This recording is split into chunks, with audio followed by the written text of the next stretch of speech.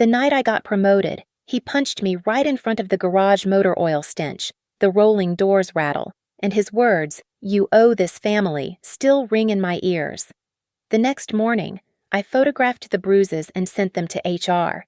That same afternoon, I sent a second email to the bank's attorney holding his company's loan. He thought I was just the obedient stepchild who knew how to take it. He never imagined the person behind the LLC name that had quietly acquired controlling interest in his company was me. My name is Madison Hale, and at 32, I'd finally made Senior Revenue Analyst at Northlake Care Network. The promotion email hit my inbox at 4:15 p.m. on a Thursday. I remember because my hands shook as I screenshot it 3 times, like the words might disappear if I didn't capture them fast enough. The celebration at O'Malley's was small. Just me and 4 co-workers from finance, splitting appetizers and nursing beers while they asked about the salary bump. I didn't tell them the real number.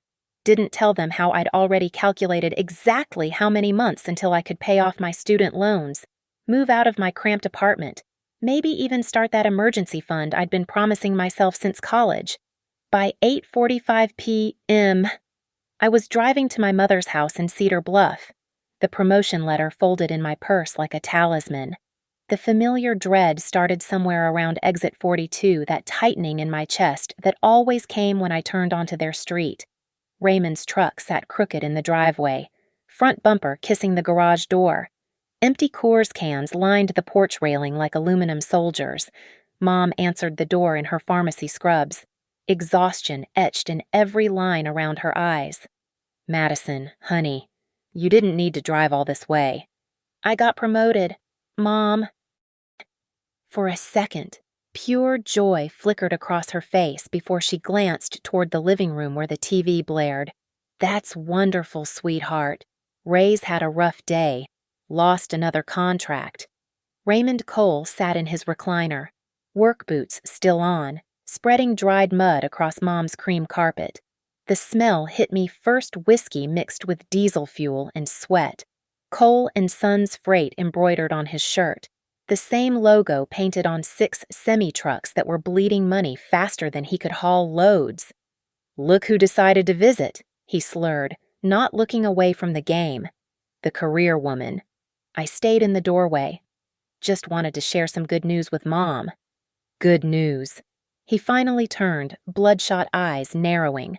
"While my business is dying, you're what Celebrating Haley told me you people at that hospital make obscene money pushing papers."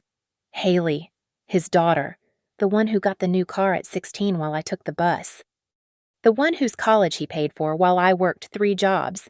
She managed his office now, badly, but blood was blood.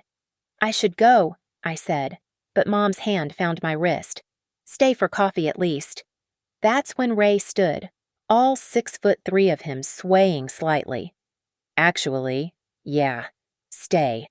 Let's talk about family obligations." He moved closer, bourbon breath hot on my face. "Your mother's been covering my fuel costs, but you making what? 70,000-80,000 time you contributed to this household. I haven't lived here in 8 years. Doesn't matter. Family helps family." His hand shot out, grabbed my purse. The promotion letter fell out, unfolding on the floor between us. He picked it up, squinting at the letterhead. 92,000 base salary. A laugh, ugly and sharp. "And you weren't going to offer a dime." "Ray, please," Mom started. "Shut up, Lydia." He crumpled the letter. "Your daughter owes us. Owes me for keeping a roof over her head all those years." "I don't owe you anything." The first punch caught me off guard, his knuckles connecting with my ribs right there in the garage doorway, motor oil stench from the workbench, the rolling door rattling from the impact as I hit it. The second hit my shoulder when I tried to dodge. Mom screamed. Or maybe that was me. "You owe this family," he roared, raising his fist again. I ran, fumbled my keys, started my car with shaking hands while he stood in the garage, silhouetted by the bare bulb, still yelling about respect and gratitude and money. At 11:30 p.m., I sat in the urgent care waiting room, ribs throbbing with each breath. The triage nurse had kind eyes when she asked, "How did this happen?" "Family member assault," I said clearly, loud enough for the security camera to pick up. "I need everything documented." She nodded, understanding. "We'll take photographs. You'll want to file a police report." "Yes, and I'll need copies of everything. By 1:20,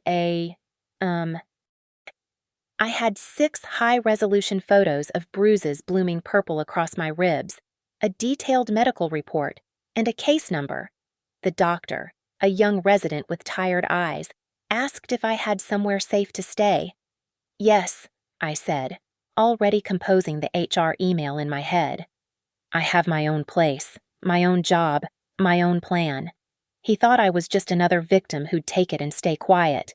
Ray had no idea that every punch, every word, had just become evidence. He had no idea that I'd learned to read financial statements like war maps, that I knew his company was hemorrhaging cash, that I understood exactly how vulnerable he was.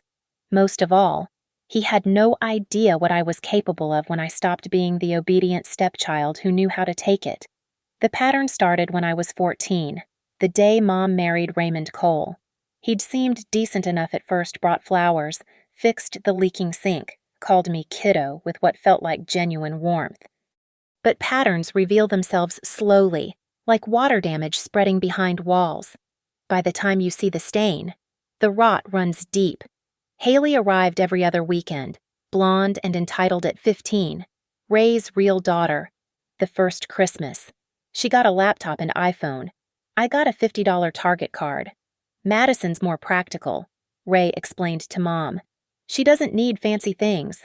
I learned to make myself small, studied in my room while Haley watched movies in the living room, walked the 40 minutes home from school while Ray picked her up in his truck. When teachers praised my grades, Ray would grunt and say, "Books don't pay bills." When Haley barely passed algebra, he hired a tutor. The financial dynamics became clear as I got older. Ray had inherited Cole & Sons freight from his father, 12 trucks, established roots, solid reputation, but Ray wanted bigger.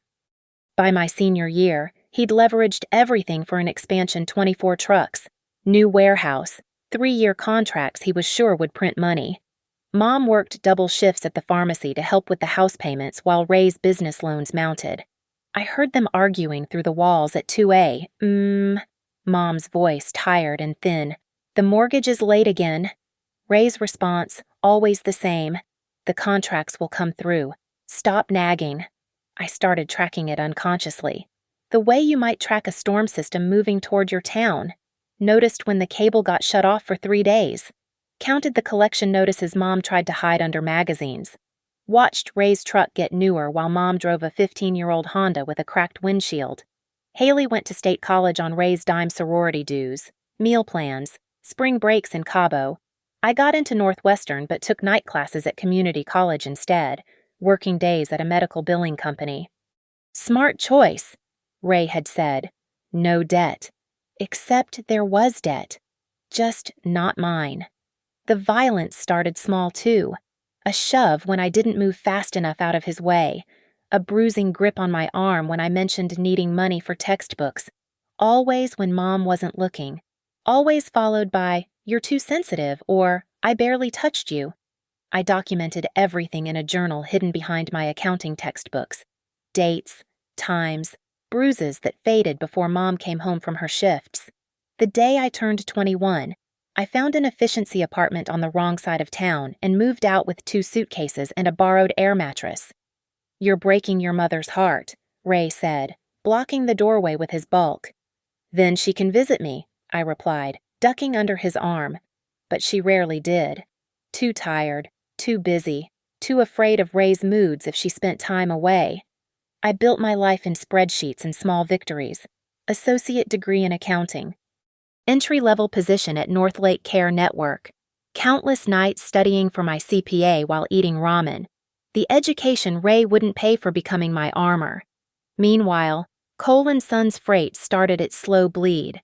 I heard about it in fragments during obligatory holiday dinners, lost a major contract to a competitor. 2 trucks needed engine rebuilds. Insurance premiums spiked after drivers' safety violations. Haley.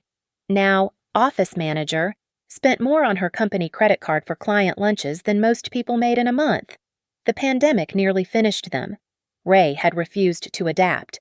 No technology upgrades, no route optimization software, just stubborn insistence that real business happens with a handshake. Except nobody was shaking hands anymore, and his competitors were underbidding him with algorithmic efficiency. That's when the loans started restructuring. Mom mentioned it last Thanksgiving, how the bank was working with them. I knew what that meant, covenant violations. Probably debt service coverage ratios missing targets. The banker's polite smile while sharpening the knife. 3 months ago, I'd pulled Cole & Sons' DOT safety records on a whim. The violations were mounting hours of service infractions, failed inspections, 2 minor accidents that probably weren't so minor. Their insurance must be astronomical. Their safety measurement system scores put them in the alert category. I cross-referenced their customer base through public shipping records. 3 anchor clients made up 60% of their revenue. 1 contract expired in 4 months. Another had just posted an RFP for new carriers. The information sat in my brain like loaded ammunition. I wasn't planning anything then, just observing. The way you might observe that a house's foundation is cracking, that the supports are termite damaged, that one good storm would bring it all down. I thought I'd escaped clean, built my own life separate from their dysfunction. But trauma has a way of following you home. Even years later, I'd flinch when male colleagues raised their voices, kept my office door open during one-on-ones, saved obsessively, emergency fund after emergency fund, like money was oxygen and I was always drowning. You're too careful, a friend once said, too controlled. She didn't understand. Control was survival, and I'd gotten very, very good at surviving. Until that night in the garage, when Ray's fist reminded me that you can't outrun patterns, you have to break them.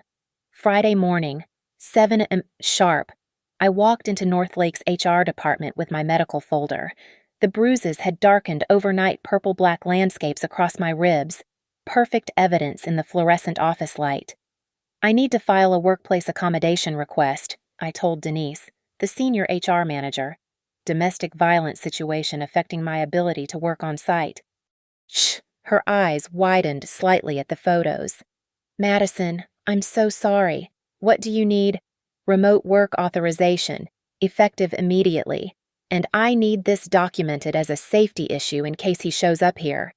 By noon, I had approval for 30 days remote work, renewable monthly. Security had Ray's photo and license plate. The corporate machine protecting its assets me, the newly promoted revenue analyst who understood their Medicaid billing inside and out. The restraining order filing took 2 hours at the courthouse.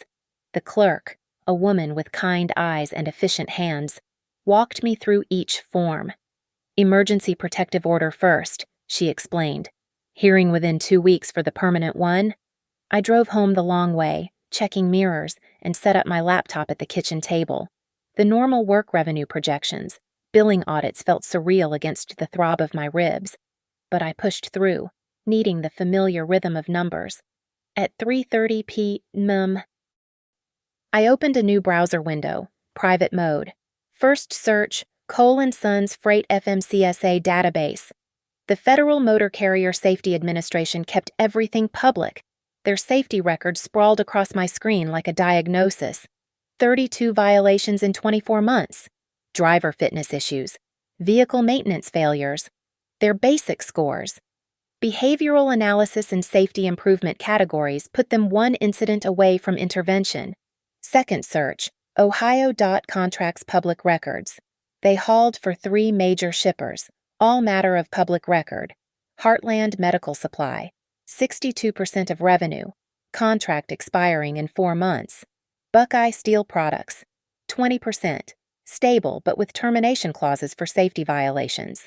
Fresh Direct Grocers, 18%, had just issued an RFP for new carriers. Third search, First National Bank of Cedar Bluff Commercial Loans. Ray's Bank. I knew because Mom had mentioned refinancing there.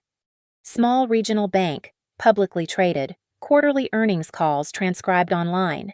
Their CEO had mentioned managing credit quality in the transportation sector last quarter.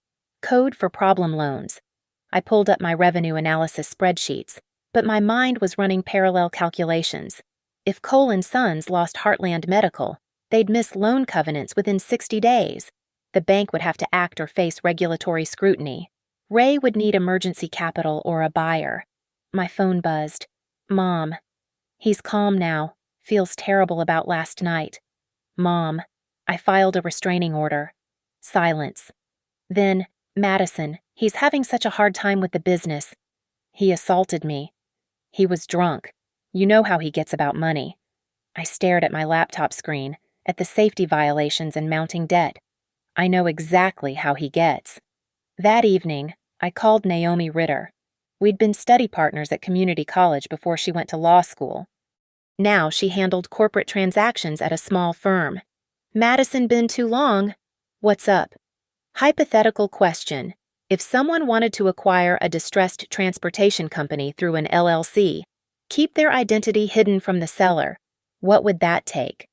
A pause. That's a very specific hypothetical. Academic curiosity. She laughed. Right.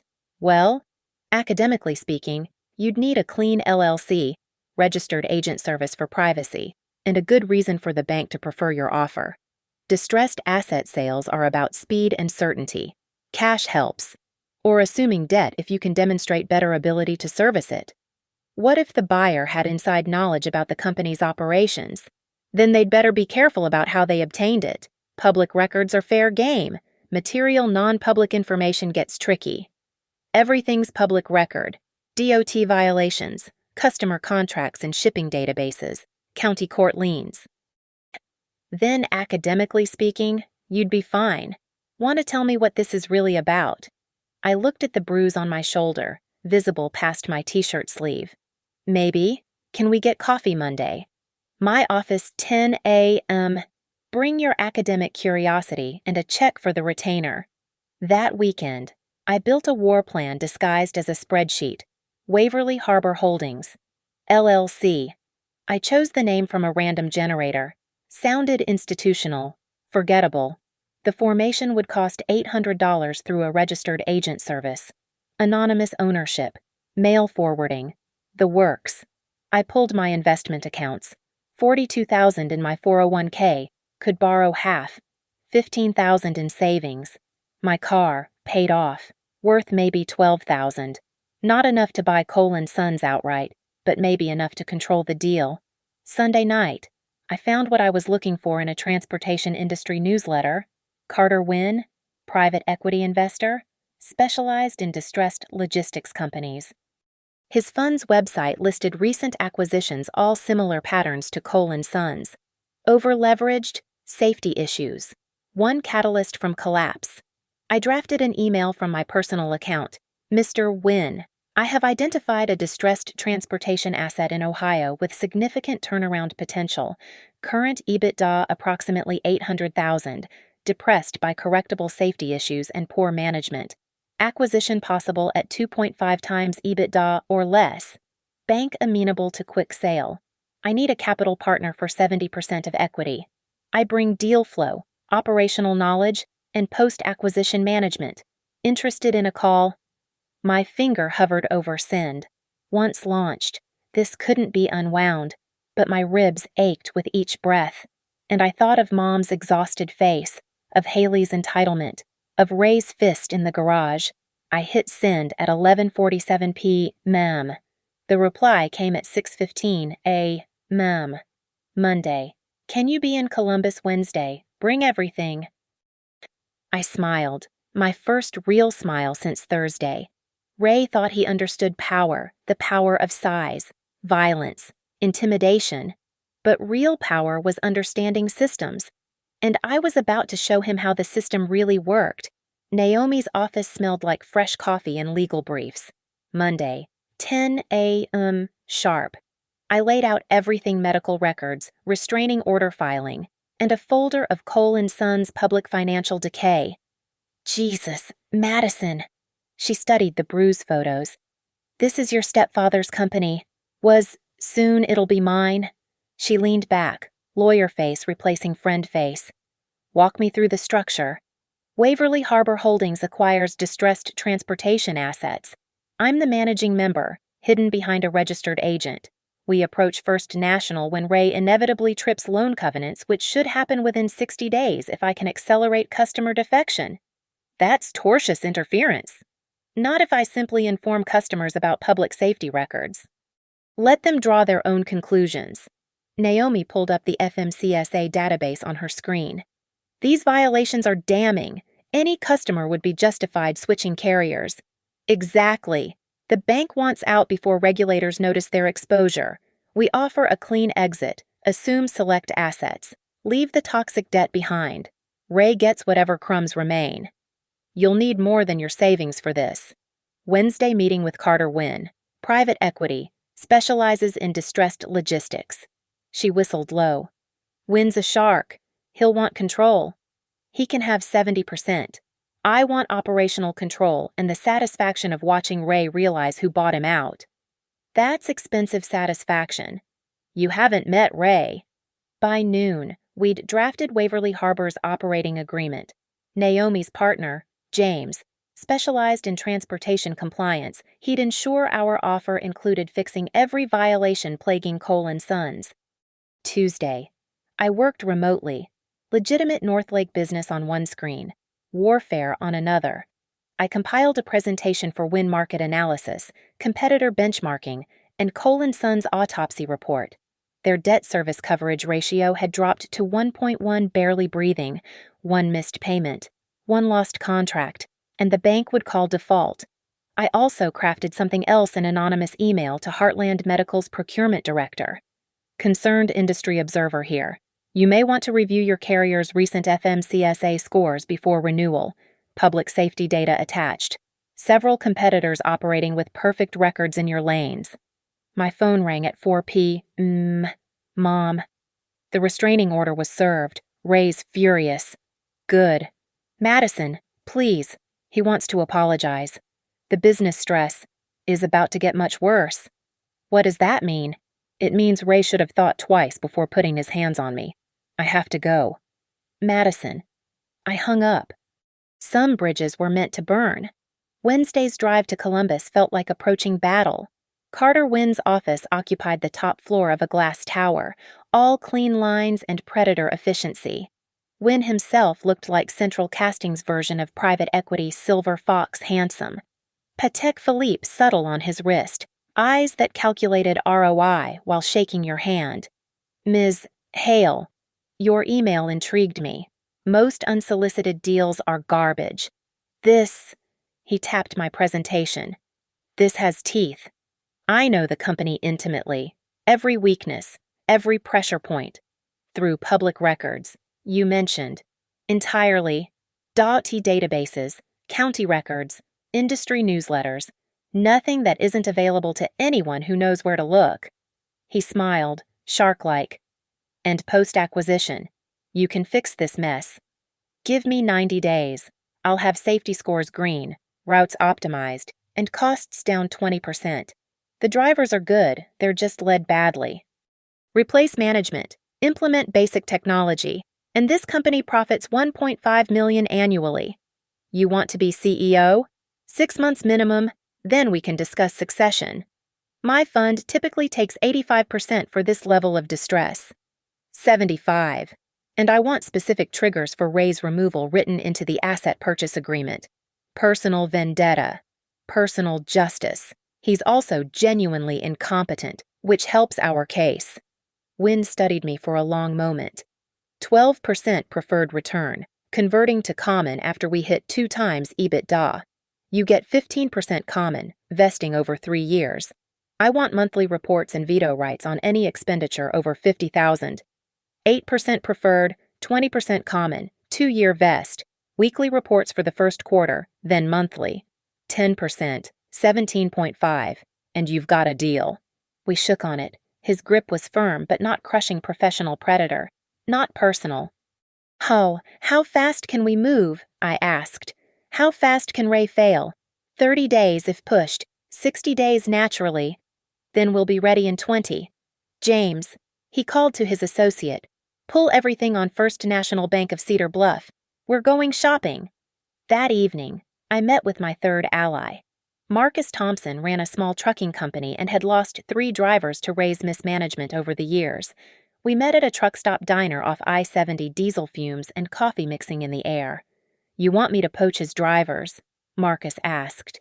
"I want you to offer them better jobs, legal hours, maintained equipment, honest pay.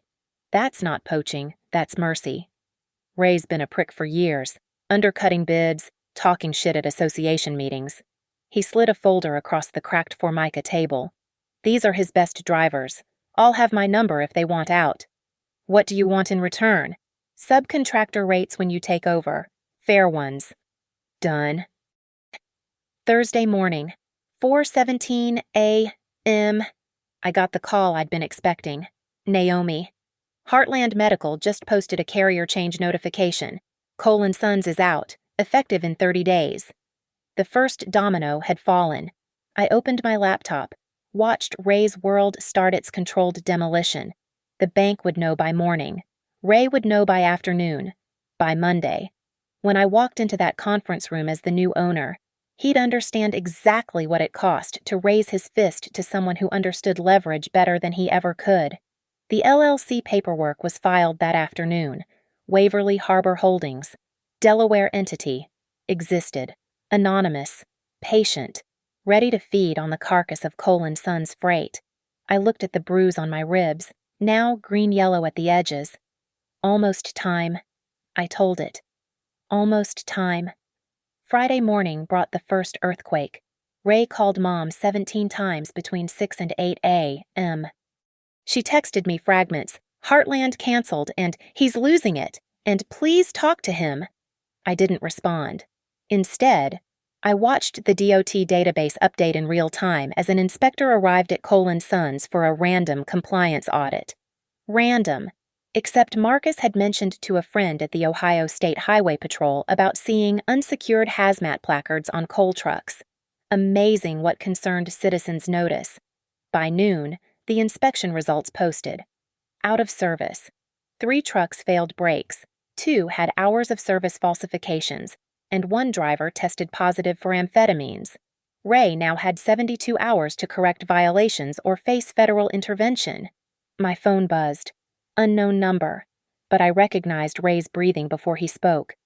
"You did this." "I'm under a restraining order. This call is illegal." "Heartland, the inspection. I know it was you." "Are you recording this threat because I am?" He hung up. I saved the recording to 3 different clouds, then forwarded it to Naomi with the subject line, "Violation number 1. Monday morning. The second wave hit. 2 of Ray's best drivers, the Ramirez brothers, gave notice effective immediately. Marcus had offered them 20% raises and newer equipment. Ray couldn't match, not with cash flow strangling on the Heartland loss. Tuesday. Fresh Direct grocers quietly declined to renew, citing safety concerns. They'd received an anonymous package of news clippings about trucking accidents and liability lawsuits. Public information. Assembled helpfully by Waverly Harbor Holdings research team me, at 2 a.m., fueled by rage and coffee. Wednesday's tsunami came from inside. Haley had been charging personal expenses to company cards for years, Vegas trips labeled client entertainment, designer bags as office supplies. Someone sent the receipts to the IRS tip line. That someone might have been her former assistant, Kelly, whom Haley had fired 6 months pregnant. Kelly was remarkably helpful when I called her, ostensibly for employment verification. She treated drivers like servants, Kelly had said. Daddy's princess playing CEO while people's paychecks bounced. The IRS moved slowly, but the audit notice would arrive within weeks. Another pressure point. Perfectly legal. Thursday, 9 a.m. I sat in First National Bank's conference room with Naomi and Carter Wynn. Across from us, Thomas Brennan, Senior Vice President of Commercial Lending, looked exhausted. Cole & Sons missed yesterday's payment, Brennan said. First time in 15 years, but with Heartland gone. Debt service coverage below 1.0, Wynn noted. You're in violation territory. We're aware. Ray's promised a recovery plan by Monday. You won't get one, I said. Fresh Direct is gone. The Ramirez brothers took 3 more drivers with them. Dot shut down a third of his fleet. He's dead in the water. Brennan studied me. You seem well informed about his operations. Public records. Industry is small. People talk. What's your offer? Wynn slid a folder across the mahogany table. Waverly Harbor Holdings will assume $1.2 million in debt, cherry-pick operational assets, and cure all regulatory violations within 90 days. Clean exit for the bank. No regulatory scrutiny. That's 50 cents on the dollar. It's 50 cents more than bankruptcy gives you, I added. Chapter 7 liquidation. Those trucks might fetch 30 cents. If they're not repossessed first. Ray won't accept this. Ray doesn't have a choice, Wynn said. You call the note. Force the sale. Fiduciary duty to shareholders trumps one customer's feelings. Brennan's phone buzzed. He read, frowned. Buckeye Steel just sent notice. They're terminating Cole & Sons for performance issues. I kept my face neutral, but inside I was electric. The email I'd sent Buckeye's logistics manager about Ohio's strict liability laws for shipping delays had worked. That's 82% of revenue gone, I said quietly. By tomorrow, drivers will walk because they know paychecks won't clear. By Monday, creditors will circle. You can control this sale now, or watch it burn and pray for scraps. Brennan looked between us. I need board approval for a forced sale. Emergency board meeting, Wynn suggested. Tonight. We'll have papers ready by morning. As we left the bank, Naomi whispered, You orchestrated all of this. I just helped the inevitable happen faster. Remind me never to piss you off. That afternoon, from my apartment, I watched through binoculars as Ray stood in Cole & Sons' parking lot, screaming at drivers who were cleaning out their trucks. His face was red, arms waving, the king of a crumbling empire. Mom called at 6 p.m. He knows it's you. Knows what? The company buying him out. He went to the bank, demanded to know who Waverly Harbor was. They wouldn't tell him, but he knows. Let him know. Let him stew in it. Madison, this is cruel. Cruel was every punch, every bruise, every year of watching him treat me like garbage while bleeding you dry. This is justice. He's still my husband. And I'm your daughter. When has that ever mattered to him or to you? Silence. Then she hung up. Friday morning, the news became official. First National Bank called the note, exercised their rights under the loan agreement. Cole & Sons Freight had 48 hours to cure default or face forced sale. Ray tried calling me 43 times. Each voicemail was another restraining order violation, another piece of evidence. His messages evolved from threats to bargaining to begging. I know it's you, he said in the last one, voice cracking. Madison, please, don't do this. I'm sorry about the garage. I'm sorry about everything. Sorry because he was caught. Sorry because he was losing. Never sorry when he had power. Saturday night. I signed the final asset purchase agreement. Monday morning. I would walk into Cole & Sons Freight as the new majority owner. Ray would know exactly who had orchestrated his downfall. I looked at my reflection in my laptop screen. Bruises faded, but not forgotten. See you Monday, Ray, I said to the empty room. Time to show you what real power looks like. Sunday, 2 p.m., First National Bank's main conference room. The air conditioning hummed against August heat while lawyers arranged papers like weapons on the polished table. Ray walked in looking destroyed. His Cole & Sons polo was wrinkled, eyes bloodshot, 3 days of stubble going gray. Haley followed, designer heels clicking, face twisted in disgust at the situation. Their lawyer, some strip mall attorney who'd clearly never handled a distressed sale, shuffled papers nervously. Thomas Brennan sat at the head of the table, banker neutral. Let's review the terms. Waverly Harbor Holdings assumes $1.2 million in secured debt, purchases operational assets including 12 approved vehicles, customer contracts still in force. and the Cedar Bluff facility lease. Mr. Cole, you retain 6 vehicles failing inspection, unsecured debts totaling approximately $400,000, and personal guarantees on equipment leases. This is theft, Ray spat. 20 years building this company, which you leveraged into insolvency. Brennan cut him off. The board approved this sale unanimously. It's this or bankruptcy. Who the hell is Waverly Harbor? Ray's fist hit the table. I have a right to know who's stealing my company. Carter Wynn spoke from the corner, voice smooth as aged whiskey. Waverly Harbor is a Delaware LLC focused on distressed transportation assets. The principals prefer anonymity at this stage. Bullshit. Someone targeted me. The inspections, the customers. All unfortunate timing, Wynn said. Market forces. I sat 3 chairs down, behind Naomi, wearing a black suit and keeping silent. The plan was to reveal nothing until Monday's announcement. But watching Ray's confused rage, I felt the moment pulling at me. The terms include management transition. Brennan continued. Mr. Cole, you're terminated effective immediately. Ms. Cole, your position is under review by new ownership. They can't fire me without cause, Haley protested. Naomi slid a folder across. Credit card fraud is cause. Unless you'd prefer we forward this to prosecutors. Haley went pale. Vegas receipts, Nordstrom charges. That weekend in Miami, she'd called a logistics conference. There's also a non-compete clause, Brennan added. Mr. Cole cannot operate in transportation within 200 miles for 3 years. I won't sign. Then we proceed to bankruptcy, Brennan said simply. You'll lose everything and still be personally liable for guaranteed debts. This way, you walk away with something. Some choice, Ray muttered. His lawyer whispered urgently in his ear. Ray's face cycled through rage, disbelief, defeat. His pen hand shook as he signed. Each signature was a nail in the coffin he'd built himself. When he reached the final page management transition, he paused. I want to meet them. The new owners. Monday, Wynn said.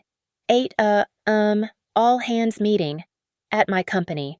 Former company, I said. Everyone turned. I hadn't planned to speak, but the possessive way he said my triggered something primal. Ray's eyes locked on mine. You're involved in this. I'm here as an industry observer. Ms. Ritter invited me to understand distressed asset sales. Bullshit. You did this. Did what made you falsify driver logs, forced you to ignore safety violations, created your toxic relationship with customers. I kept my voice level, professional. Your failures are your own. He stood, chair scraping. You vindictive little careful, Naomi warned. Restraining orders still active. Ray's lawyer grabbed his arm, pulled him back down. The rest of the signing proceeded in tense silence. When Ray initialed the final page, Brennan's assistant notarized immediately, like she was afraid he'd change his mind. Funds transfer Monday morning, Wynn announced. New management takes possession at 7 As Ray stood to leave, he stopped at my chair, close enough that I could smell his sweat, see the broken veins in his eyes. I know it's you, he whispered. Somehow, some way, you're behind this. I looked up at him, letting him see nothing in my expression. Enjoy retirement, Ray. He stormed out, Haley's heels clicking behind him. Their lawyer mumbled apologies and scattered. Brennan exhaled slowly.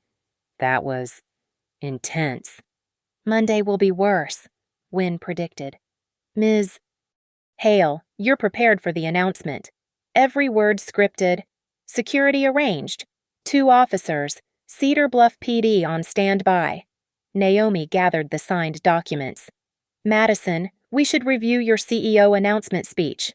CEO. Brennan's eyebrows rose. You're the new CEO. Surprised. I assumed Wynn's fund would install someone experienced. Ms. Hale brings unique qualifications, Wynn said. Deep understanding of the operation's weaknesses. And how to fix them, I added. That evening, I stood in Cole & Son's empty parking lot. The building looked tired rust stains on the metal siding, weeds cracking through asphalt, a broken light flickering like a dying pulse. Tomorrow, this would be mine. Not just the building, but the vindication. My phone buzzed. Mom. He's drunk, destroying things. Please. Madison, call him. Tell him you're not involved. I can't do that. Why? Because I am involved. Deeply, thoroughly, legally involved. You're really going to take everything from him? He took everything from me first. My childhood, my safety, my mother's happiness. I'm just returning the favor with interest. This won't bring you peace. No, but it'll bring me justice. I hung up and walked the perimeter of the lot, counting trucks, imagining them repainted, repaired, profitable. The drivers Ray abused would get fair wages. The customers he alienated would return. The company his father built and he destroyed would rise again. Without him, Monday morning couldn't come fast enough. Monday, 7:45 I stood in the glass-walled conference room at Cole & Sons Freight, watching employees file in. Drivers in worn Carhartt jackets, dispatchers with coffee-stained mugs, mechanics with grease under their fingernails. Real people who'd suffered under Ray's management, who deserved better. The room smelled like industrial coffee and diesel residue that never quite left clothes. Maintenance schedules covered one wall, delivery routes on another. Ray's Manager of the Year 2018 plaque hung crooked, gathering dust. Security stood by both doors, off-duty Cedar Bluff officers in plain clothes but visible badges. Naomi sat in the corner with her laptop, recording everything. Carter Wynn leaned against the back wall, observing his investment. At 7:58, Ray burst through the main door. "Everyone out!" he roared. "This is still my company until 7 this morning," I said, stepping forward, "which passed 58 minutes ago." The room went silent. Ray's face cycled from confusion to recognition to pure rage. "You, me, Madison Hale, CEO of Cole Logistics. We're dropping the Suns too dynastic. You lying, manipulative. Stop." I pulled out my phone, started recording. "Every word you say is evidence for the restraining order violation. Choose carefully." Ray took 3 steps toward me before security moved. Officer Chin and, yes, I see the irony, put a hand on Ray's shoulder. "Sir, you need to calm down." "Get your hands off me. This is my building." I corrected. I clicked the remote, and the projector lit up with incorporation documents. Waverly Harbor Holdings, doing business as Cole Logistics, owns all assets as of 7 You're trespassing. The employees watched like they were at a tennis match. Some looked scared. Others, the ones who'd been here longest, who'd taken Ray's abuse, looked hopeful. "You all know me." I addressed the room. "Madison Hale. Some of you remember when I was Lydia's daughter, doing homework in the break room while she worked doubles to cover Ray's expansion dreams. You watched him treat me like an outsider while his daughter Haley played office princess." "Shut up," Ray snarled. "You shut up," Darren Ramirez said from the driver's section. "Let her talk." I clicked to the next slide. Immediate changes effective today. First, all back wages paid in full by Friday. I know some of you are owed thousands. Murmurs of disbelief. Ray hadn't paid overtime in 6 months, claiming cash flow issues while Haley posted Cabo photos. Second, new safety protocol. Every truck gets inspected before it rolls. No exceptions. No driver risks their CDL because equipment isn't maintained. Third, health insurance reinstated. Full coverage, not the catastrophic garbage Ray switched you to. "You can't afford this," Ray shouted. "You don't know anything about running." I clicked again. The screen showed a bank statement, $3.2 million in operating capital, private equity backing, professional management, and something you never had: respect for the people who actually make this company run. Ray lunged forward. This time, security didn't just stop him, they restrained him. "Get him out of here," I said. "This is assault." Ray struggled against the officers. "I'll sue." I clicked to the next slide. security footage from the garage, the night he hit me, his fist connecting with my ribs. Audio clear, "You owe this family." The room gasped. Several drivers stood up, anger flashing across weathered faces. "That's why you're barred from this property," I continued calmly. "That's why you'll never set foot in this building again." Then the final slide. Medical photos, bruises across my ribs, purple, black, and undeniable. "You did that?" Linda from dispatch asked Ray, voice horrified. "To Madison. She provoked." "I got promoted," I said. "That was my provocation, making $92,000 while his company bled out. He demanded money. I refused. He answered with violence, just like he's answered every challenge for 20 years with force, intimidation, and stupidity." Ray's face had gone purple. "You destroyed my company." "No, you destroyed your father's company. I just bought the wreckage." I pulled out a document. "No trespass order, signed by a judge this morning. You step on this property again, you get arrested. You contact any employee to threaten or coerce, you get arrested. You violate the restraining order one more time, you get arrested." Officer Chin finished. "Mr. Cole, time to leave." As they dragged Ray toward the door, he screamed, "Lydia knows your mother knows what you are, a vindictive ungrateful." The door slammed shut. Silence settled like dust. 43 employees stared at me, processing what they'd witnessed. "I know this is shocking," I said. "Some of you might think I'm cruel, but how many of you have been screamed at by that man? How many haven't been paid on time? How many have driven unsafe equipment because he threatened your job?" Hands raised slowly, then more, then nearly everyone. Cole Logistics starts fresh today. Professional management, fair treatment, and a simple promise you do your job, you get respect and a paycheck. No dynasties, no favorites, no fear. "What about Haley?" someone asked. "Terminated for cause. Embezzlement. Specifically." More murmurs, but approving now. "I need 60 days to stabilize operations. After that, profit sharing kicks in. The harder we work, the more we all make. Not just me, not just management, everyone." Darren Ramirez stood up. "You're serious profit sharing for drivers. Quarterly bonuses based on safety records and on-time delivery. Documented, transparent, fair." "Ray always promised that," old Marcus Washington said. "Never delivered." "I'm not Ray. I'm the stepkid he beat in his garage who just legally stole his company." I let that sink in. Imagine what I'll do for people I actually like. A laugh rippled through the room. Then something shifted, postures straightened, faces lightened, hope, maybe, or just relief that the tyrant was gone. "Back to work," I announced. "We have routes to run, customers to win back." "Linda, I need 5 years of financial records." "Marcus, full fleet inspection by noon." "Darren, list every customer we've lost and why." People moved with purpose I hadn't seen in this building before. As they filed out, several stopped to shake my hand, pat my shoulder, whisper, "About time," or "Thank you." Wynn approached as the room emptied. Impressive. Ray might actually stroke out. That's his choice. The revelation about the assault was risky, could have made you look weak. Or human. These people have been bullied for years. They needed to know I understand.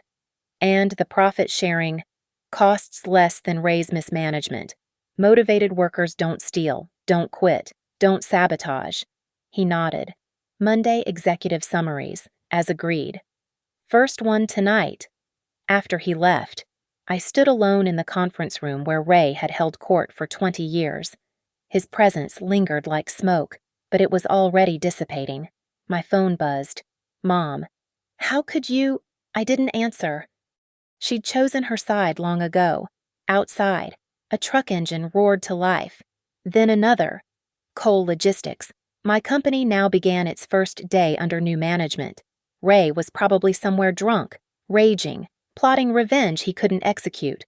But I was here, in his office, at his desk, running his routes, paying his people what he never would. The best revenge isn't served cold. It's served at exactly 7 a.m. on a Monday morning, with proper documentation and security present. The parking lot stretched empty except for the trucks lined up like soldiers awaiting orders. 4:30 a.m. Tuesday morning, my second day as CEO. I'd barely slept, running numbers, reviewing routes, planning the resurrection of what Ray had nearly killed. I walked to the first truck in the line, a freightliner that had seen better decades, set my hard hat on its hood, the yellow plastic stark against faded blue paint.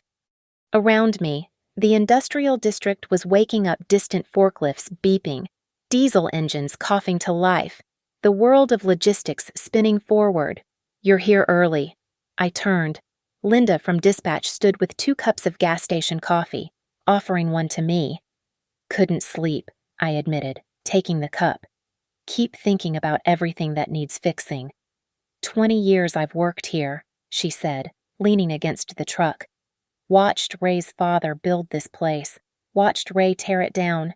Yesterday, when you showed those bruises." She paused, sipped her coffee. "My daughter's ex did that to her. Same kind of man, all fists when things don't go their way." "What happened to him?" "She got a restraining order. He violated it. He's doing 18 months in county." "Good." We stood in comfortable silence, watching the sky lighten from black to gray to pale orange. "The drivers are talking," Linda said, "about you, what you did. They're impressed. And they're ready to work. Really work. Not just survive Ray's moods, but build something." Marcus Washington pulled up in his pickup, followed by 3 more vehicles. The early shift, arriving 40 minutes before clock-in. That never happened under Ray. "Boss."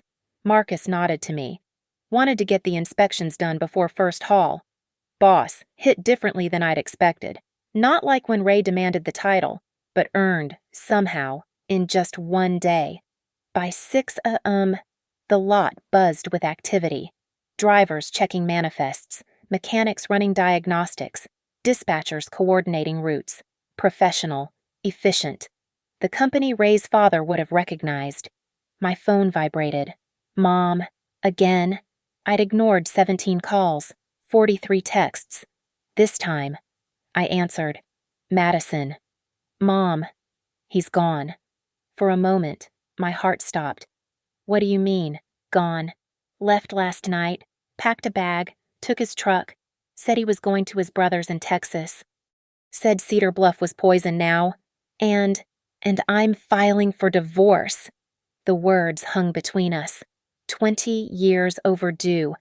"I should have protected you," she continued, voice breaking. "Should have left him years ago. I was so tired. Madison, so scared of starting over." "I know. Can you forgive me?" I watched Darren Ramirez teaching a new driver the proper way to secure hazmat placards. Watched Linda coordinating routes with military precision. Watched the company Ray corrupted becoming something worthwhile. "Call me when the divorce is final," I said. "We'll have coffee, talk about the future, not the past." "Madison." "I have to go, Mom. Trucks to run." I hung up, not from anger but from necessity. Some relationships need scorched earth before anything new can grow. By 7 a.m., the first trucks were rolling out, on time, fully inspected, drivers paid and motivated. I stood in the dispatch office, watching the GPS tracks spread across Ohio like veins carrying lifeblood. "Ma'am," a young driver, maybe 22, stood nervously at the door.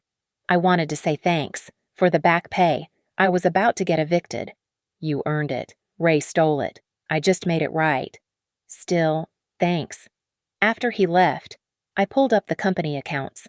First day under new management, 15 deliveries completed, 0 safety violations. 3 former customers called to inquire about renewed service. Baby steps, but forward. That evening, I typed my first executive summary for Win. Day 1 operations stabilized, morale improved, preliminary interest from lost accounts, 60-day projection on track. Short, factual. No mention of Ray's exodus or Mom's divorce filing. Business, not personal. even if the two were inseparable in this case. I shut down my laptop and walked back to the parking lot. The trucks sat silent now, but tomorrow they'd roll again. And the next day, and the next, building something from the ashes of Ray's cruelty. The hard hat still sat on the Freightliner's hood where I'd left it that morning. I picked it up, felt its weight protective equipment, like the LLC, like the restraining order, like the careful planning that brought me here. I didn't put it on. Instead, I set it back down, gently. A monument to the moment when preparation met opportunity, met revenge, served at exactly the right temperature. A diesel engine rumbled to life somewhere in the distance. Another company's truck, another driver heading home to family. The industrial symphony of American commerce, playing on with or without Ray Cole. I climbed into my car, a modest Honda that had seen me through the years of saving, planning, waiting. As I drove past the Cole & Sons sign, soon to be replaced with simply Cole Logistics, I didn't look back. The road ahead was dark but clear. No rear-view mirror checks for Ray's truck. No flinching at shadows. Just forward momentum. The kind that comes from facing your demons in a conference room at 7A, Mem, and discovering they're just broken men who mistake fear for power. My phone lit up with one last text from Mom. He left the divorce papers signed on the kitchen table. I smiled, my first real smile in weeks. Then I shifted into drive and headed home, leaving Cole Logistics secured and profitable in the darkness behind me. The engine hummed steady. The road stretched infinite. And somewhere in Texas, Ray was learning what it felt like to lose everything to someone he'd dismissed as nothing. I pressed the accelerator, moving toward tomorrow's 5 a.m. alarm, tomorrow's inspection reports, tomorrow's small victories in the war I'd already won. The hard hat would be there in the morning, waiting on the hood of that old Freightliner. A crown for a different kind of kingdom, built on spreadsheets instead of fists, respect instead of fear, and the perfect revenge of absolute, documented, legal success. Thank you for listening to my story. I'd love to know where you're listening from. Drop a comment below and let's connect. If this story resonated with you, please subscribe to the channel and share your thoughts about justice, revenge, or your own experiences with standing up to bullies. Your stories matter too.